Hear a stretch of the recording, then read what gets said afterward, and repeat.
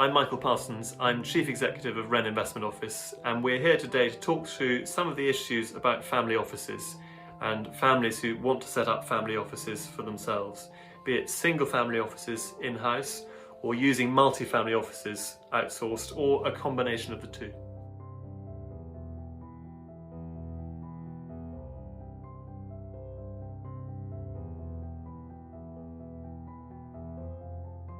There are several levels to setting up a family office and the practical side of doing so, which all go back to the original and most important question: what are you trying to set up the family office for? And that leads on to what do you actually need to hire in-house in terms of people, or what do you want to outsource to other firms? One of the ways that successful families manage their affairs is to think about their overall wealth in the same way that you might think about a company, in a corporate way.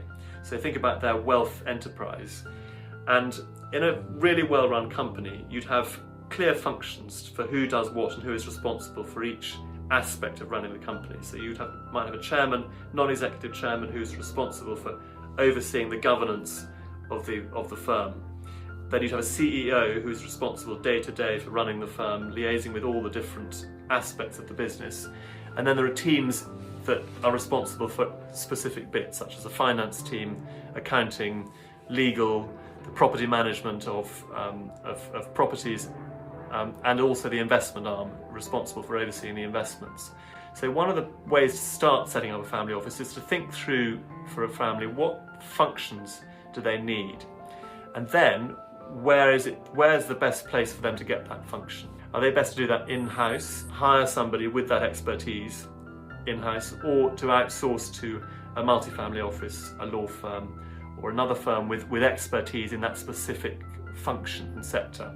The other question is, what level of involvement do family members or the head of the family want to have in the family office? Do they want to be the chairman in a non-executive fashion, overseeing the governance, overseeing the main decisions, the strategy, but not running it day to day?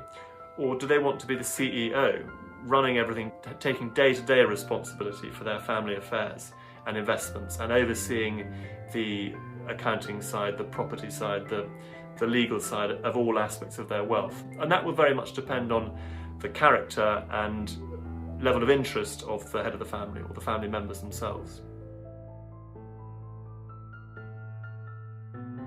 The key costs when running a family office are people. Certainly people in-house if you're running a single family office, but also the experts you pay for when outsourcing elements of the family office to a multi-family office or a law firm, or the other professional experts you need. That leads to the question of thinking about how much do you want to have in-house versus outsourced to multi-family offices.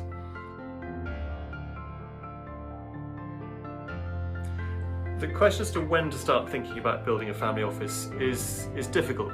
I think a lot of people probably start thinking about it when it's slightly later than ideal. It's never too soon to start thinking about setting up a family office for wealthy families. And actually it's not just wealthy families who need a family office. A lot of families have some sort of virtual family office. If they have an accountant they use, a lawyer they use, there is some sort of virtual family office there, even if it's in a very simple way. So I'd say it's unlikely to be too early to start thinking about setting up a family office, and more often it's slightly later than ideal. The very common time to do so is when somebody sells a business, has a liquidity event and has lots of cash which needs investing, needs looking after. That's the obvious time to set up a family office, and certainly a good time to do so. But ideally, you'd be thinking about it a bit before that, because a client would want to think through the best way in which to sell the business they might be selling, or arrange the liquidity event. And setting up a family office will be part of the build-up to that. I hope this answers some of the questions you have about setting up a family office and the family office resources needed and available for families, be it in-house or outsourced, or more likely a combination of the two. If there's any information you'd like, there's a lot on our website, and please do get in touch with us to speak about any of your family office needs. Thank you very much.